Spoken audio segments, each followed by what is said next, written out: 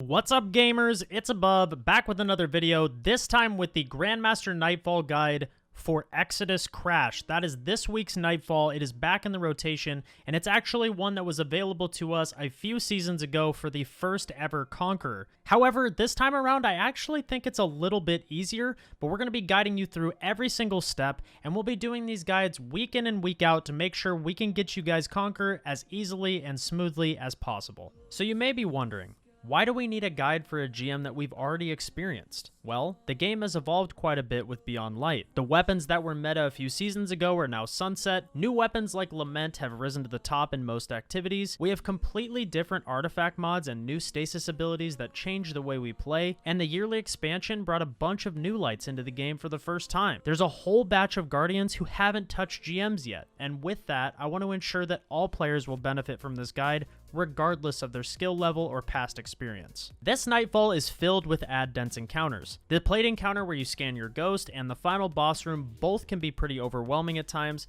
so using subclasses that allow you to chain your supers is the best way to go. Though other subclasses can work, I personally recommend 2 Well of Radiance Warlocks with Phoenix Protocol to regen super energy on kill within your well, and I also advise 1 Banner Shield Titan with Ursa Furiosas. This will not only regen you almost all of your super from damage that you block for your teammates, and let's be honest, you block a lot of damage in GMs, it will also provide a Weapons of Light level buff to your fire team when they shoot through it. This makes dealing with champions a breeze as you're not only protected from them, you also deal additional damage to them. This also generates an absurd amount of orbs for your fire team when you block incoming damage, making it easy for your Well of Radiance Warlocks to pick up orbs and have their supers up at all times. As for my recommended armor mods, let's start with the artifact. Exodus Crash is loaded with overload champions, so make sure you have both of your Well Warlocks running Thermal Overload, a mod that allows you to stun overload champions with solar or stasis grenades,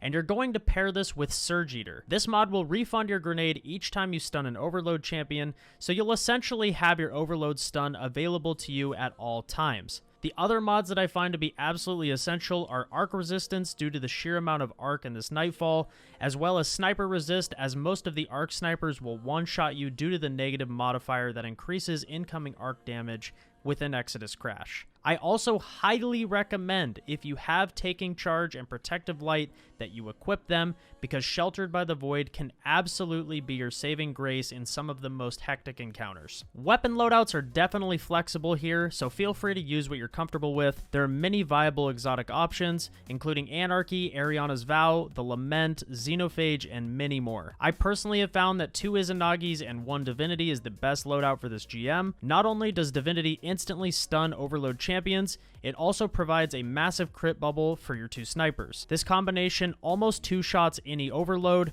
which is really nice for cleaning them up quickly in encounters where several of them spawn at the same time. I pair this with 3 Falling Guillotines for the boss room, as it's a burst DPS based boss encounter that makes Tavix teleport away from you almost instantly, keeping you safe. Lastly, make sure you have a couple anti-barrier primary weapons equipped to handle the barrier champions. The only shields that exist in this Nightfall are Solar Heavy Shanks, so don't worry too much about the element of the weapon you're using. The opening portion of this Nightfall doesn't have too many things to worry about, but the Fallen Pikes and Snipers will absolutely bake you if you get too close. Tavix's implant is one of the negative modifiers this week, which increases the amount of incoming arc and environmental damage that you take. The Pikes and Vandal Sniper Rifles both deal arc damage, so make sure you take these adds out from a safe distance. You can also snipe the Vandal on the ridge on the way up to the light beams to save you some heartache later on, and they've even played a sick joke on us and placed a Fallen Pike near the last of the light beams, and it's hidden behind a rock, so watch out for that. As you head up the hill, take your time and clear the adds on the right and left, where the wall is still able to shield you from some of the adds to your left side. Feel free to pop a well here if you have it, and once the adds are clear on your right and left, Divinity and your 2 Nagis should clean up the overload champion pretty easily, allowing you to proceed through the door. As you move forward, there will be a trip mine right in front of you, followed by some basic adds and an overload champion. Divinity, Solar Nades, and Falling Guillotine are great against this champ. The long hallway will have a lot of traps set up after this champion, so make sure you blow them up before moving forward. Around the right corner is another overload champ. Take him out and make sure you get finishers if you need them, as the next encounter will require a significant amount of special ammo. As you approach the plate encounter, place your first well down in the hallway right before the stairs leading down to the main plate. There will be 2 overload champions spawned in as you enter the room, but I recommend dealing with the basic adds first because the fallen arc grenades do a ton of damage, so you're going to want to clear them out as quickly as possible. You can then follow up by using your divinity and 2 Izanagis to take out the 2 overload champions, and once you have the room clear, proceed to the plate and begin scanning with your ghost. You'll need to remain on the plate for a few seconds until the next wave of adds actually spawn in, as the adds in this encounter are tied to the progression of the plate itself. So the more you capture, the more adds will spawn in. Delicate balance though. Trust me, you do not want to stay on the plate too long as adds become overwhelming very quickly, and almost everything in this room will one-shot you. So stay on the plate, back up into the hallway where you put down your first well, and begin chaining supers and clearing adds as efficiently as you can. When using your banner shield, make sure your Titan stands outside of the Well of Radiance, as the game will not recognize any block damage if you're standing in the well. This means no super regen, which is a big sad moment for the boys. As for my Phoenix Warlocks, you'll likely get around 60% of your super back if you pop it when the room has a decent amount of adds spawned in. Sometimes the adds can be weenie bobinis and hide behind cover, so you won't always get the maximum regen, so just make sure you and your Warlock teammate are chaining wells together,